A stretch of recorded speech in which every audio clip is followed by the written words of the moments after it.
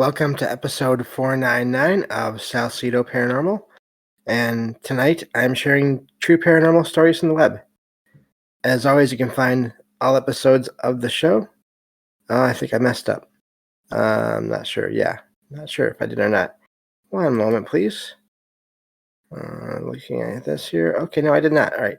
Well, anyway, this is for episode 499, and tonight I'm sharing true paranormal stories from the web. Sorry about that.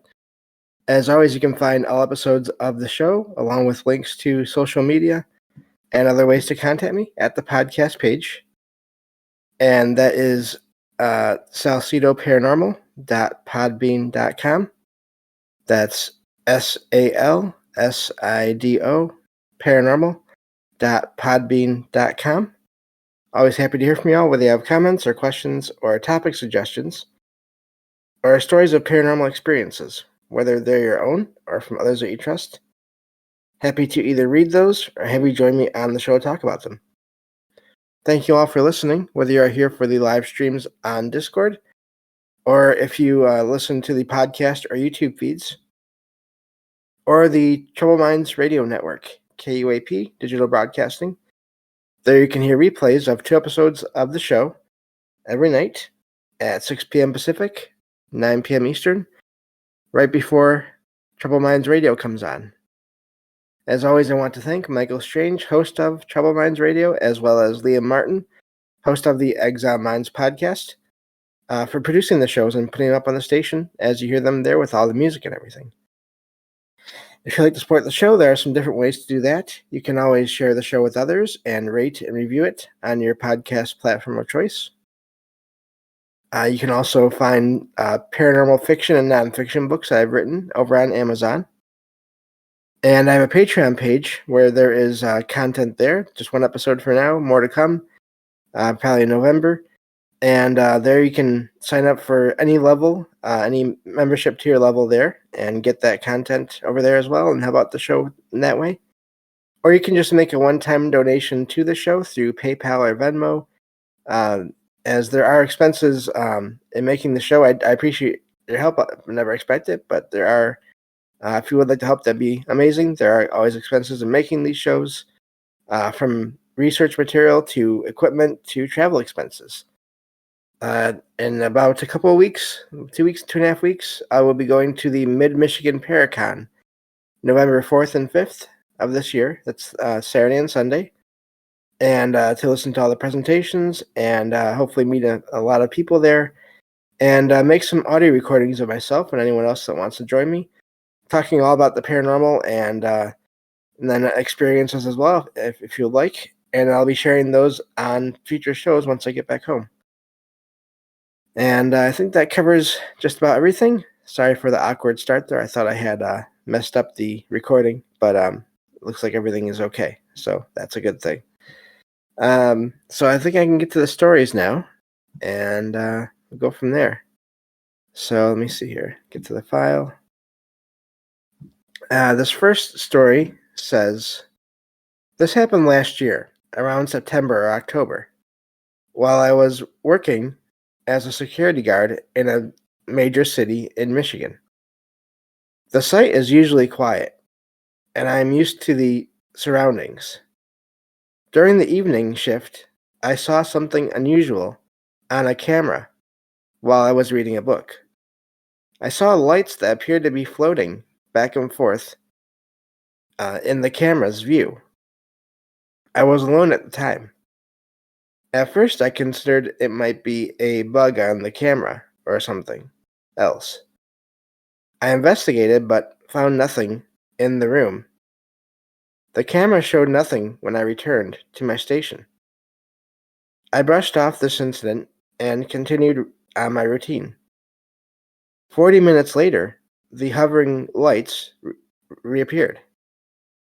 I walked back to check again, but still couldn't explain the incident.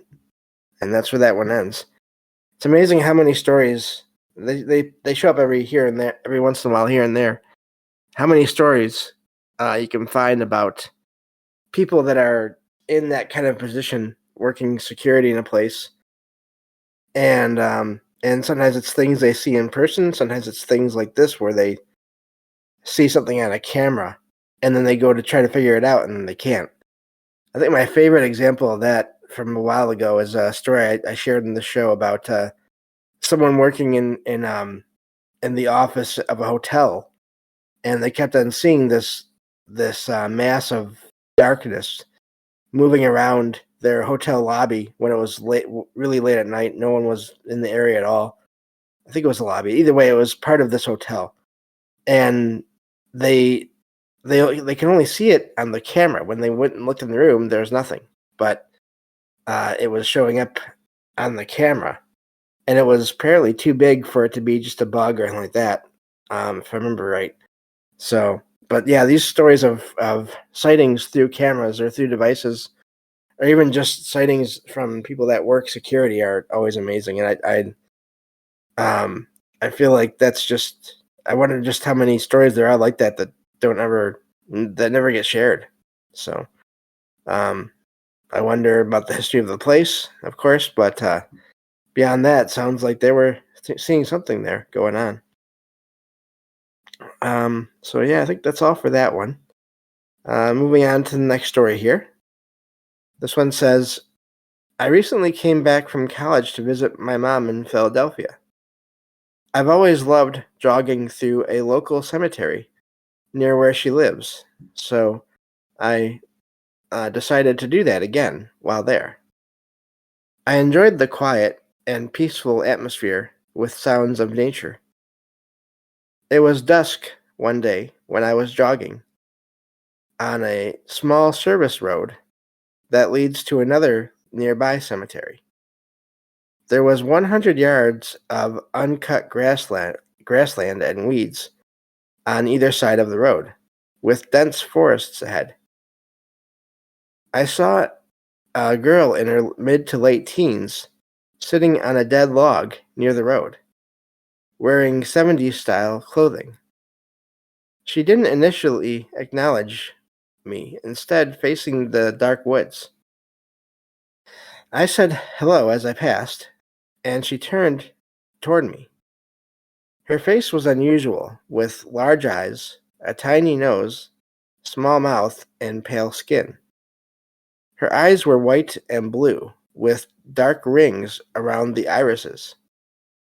A strange force hit my perception when I locked eyes, making everything detailed and surreal. Time seemed to slow down, and I lost the sounds of my own footsteps and crickets along with all the other sounds of nature. I turned around after a few seconds, but the girl had disappeared, leaving only the dead log. I checked the area but found no sign of her. I felt the sense of being watched and had a chilling experience. I ran home as fast as at a fast pace. There we go. Never wanting to jog through that area again. And that's where the story ends. And I don't blame them there. I wonder, it sounds almost alien-like in a way. Maybe not for sure, but doesn't sound like a regular person with the eyes being that way. I don't know. Maybe I'm mistaken on that. I really normally can't see eyes very well on people, but just because of my low vision, ironic enough there. But just the feeling that they got even is odd as well. It seems like, I wonder what could cause that if it was just a regular person sitting on a log. Um, if that was the case, and then they just got up and left while the writer somehow went into some weird state of consciousness. I don't know, but it seems odd for that to happen right at that moment. But so if that was any kind of paranormal at all, that is an amazing experience. I don't blame the writer there for not wanting to have that again, though, because it does sound like this other figure didn't look like a regular person in a way. It does sound almost alien-like to me, anyway, and I wonder about that. I've heard of similar stories of people who encounter aliens, and of course, not in every case, but when they encounter creatures that they seem to think it might be alien, they have that. There is that weird um, sense of reality being different, or their consciousness being different. They're in some kind of daze or trance or whatever for a moment, or things seem to be different around them. So, but yeah, I don't know what they saw, but that's an amazing thing, and it makes me wonder about that too. With people, a lot of people I think always associate sort of any kind of alien to be out there on a spaceship, whether it's out there in the sky or landing or taking off. But this was not the first time I've had a story on the show about people seeing something that they either hint at or will, in some cases, will directly say, seem to be an alien, and there is no ship around it. So then, does that mean it's not from some other planet somewhere else? I've always wondered about that possibility.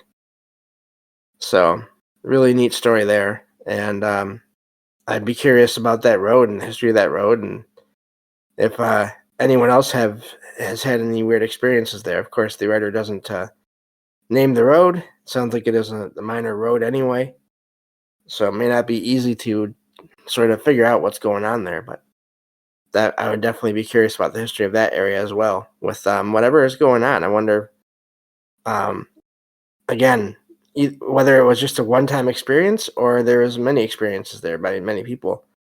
Either way is fascinating for different reasons. So moving on to the next story here. And let me see. Okay. So this next story, I gotta scroll down. Okay. This one says, I live in a small coastal village in Dublin, Ireland, and forgive me if I said that wrong, where everyone knows each other and the history of the area. I grew up in the village and never felt afraid walking alone at night until recently. I live near the local park, a 2-minute walk away. To reach the park, there's a laneway with a gate. I wonder if they mean like a pathway. I don't know for sure. It says, I took the dog out for a late night walk around 12:30 a.m. I spotted a strange figure in the distance, moving oddly and holding a plastic shopping bag. The dog reacted by stopping and raising its ears. I approached the gated park entrance, but the figure, a hunched over woman, walked through the gate. When I reached the gate, it was locked and chained. I also noticed an unusual smell. Not a stench, but more like dampness. I felt scared, with the hairs on the back of my neck standing up on end, and hurried home. I shared the experience with my mother, who didn't take it seriously.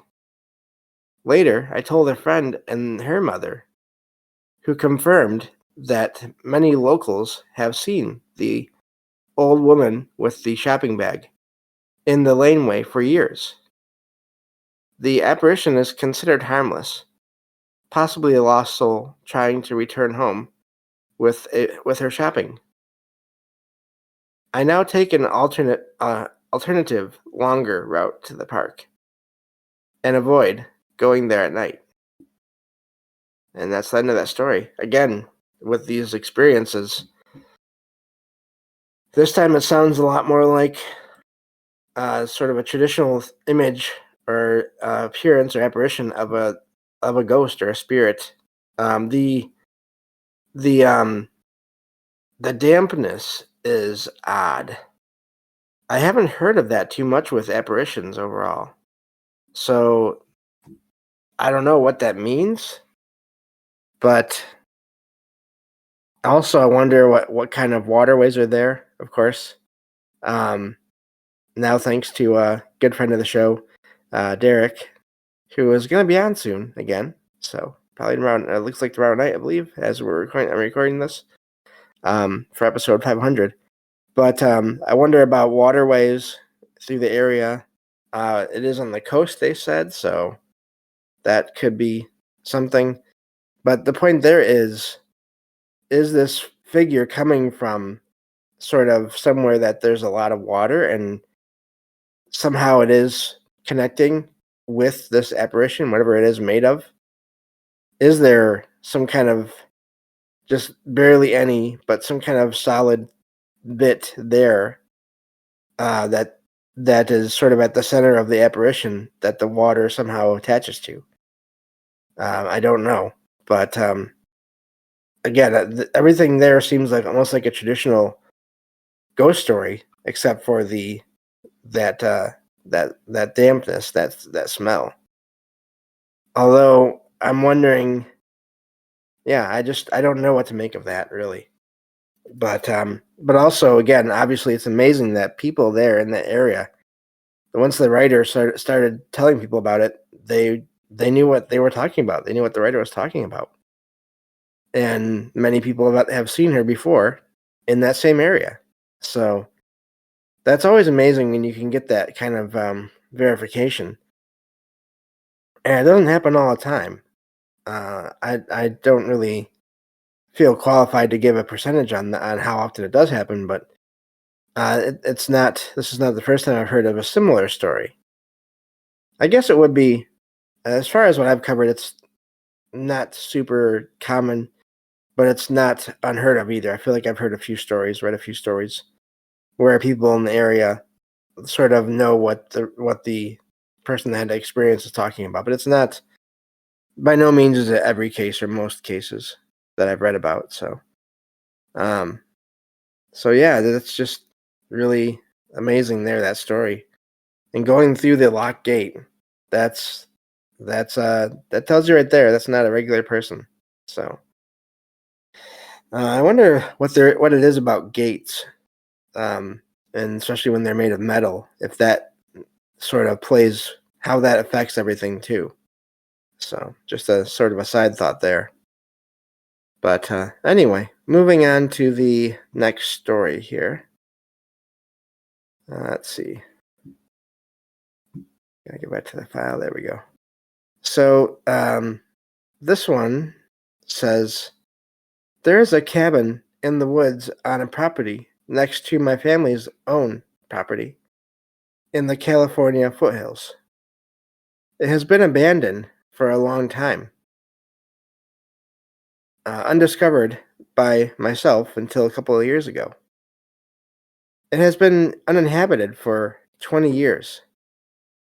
The last resident passed away in the house.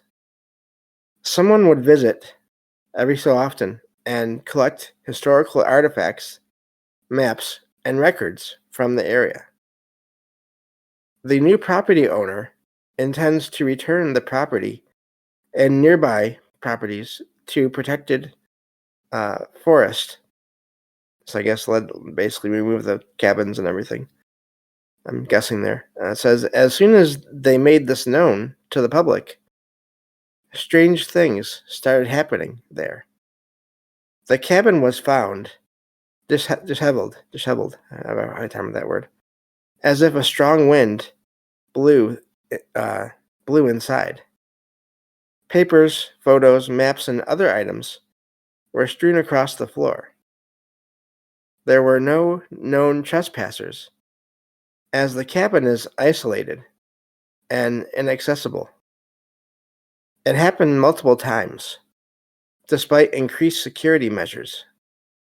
Nothing else in the area was disturbed, only the cabin's interior. No similar incidents in any nearby sheds. The property is forested and borders a large national forest of 20 acres. There were not any animal signs or tracks to indicate a creature was responsible. What entity or force could be behind all of this? And that's where the story ends. I wonder if there is some consciousness, some ghost or soul or spirit there, however that works, if they heard the new property owner sort of talking about wanting to get rid of the cabin and other cabins, other houses in the area, I wonder if that's sort of their way of showing that they're not happy with that. That's the first thing that came to mind when I read that story. Um, and of course, it's hard to say, but also I think it's amazing in that it only happened inside that cabin, but there was no sign of anyone ever breaking in or any animals ever breaking in. So that's where my mind goes with that. But I don't know. It's really, unless again, to me, it all comes down to some force or some consciousness in there moving things around. And of course, I just sort of explained where my mind goes to right away. But then also, if there's something there, someone there that sees this person coming in and going out, maybe they're just trying to get attention for whatever reason, or they're trying to. I wonder about this sometimes, if they're trying to continue their life as before, and they're trying to pick up things, but they're just being dropped because they're not able to pick them up for whatever reason, or at least not hold on to them. And so it almost looks like there was this wind that went through the house, but then maybe that is not the case. It's really hard to know. It's sort of a paranormal locked door mystery right there, in that there's no signs of anyone breaking in, but you still have things happening while there's not anyone there, unless there's some way to get into the house that the property owner now is completely unaware of. But if it's just a regular cabin, then I'd be very surprised if that was the case. So, amazing story there. I wonder about what happened with that property after it was all done. So, I don't think we have enough time to go through the last story here. So I think I'm going to leave that for another time for the next one of these shows. But these stories, especially the couple about the people that were taking walks, there are so many of those stories, and that's amazing to me how all the different things people have experiences with while they're out walking or even driving. But again, just really amazing stories there. And yeah, I really wonder about the what happens or what became or what will become of that property in that last story. If those places do get taken down, will there still be paranormal activity on the site? That's always a question to me. And of course, would it be noticed, or what would it be once you get rid of the house and all the material in the house? Would people have any experiences at all? That's the question as well, I think. So, thank you all for listening. I'm really looking forward to, again, the next episode of the show. It's going to be episode 500. Can't believe we're already getting there. And it's going to be, I think it's going to be a lot of fun. Going to have Derek, also known as the Night Stalker, Stockeer, on with me. And we're just going to talk about whatever we are currently thinking about in the paranormal. So it's just going to be a conversation. But that's going to do it for tonight. Thank you all for listening, and I will talk to you all on the next episode of Salcedo Paranormal. Take care.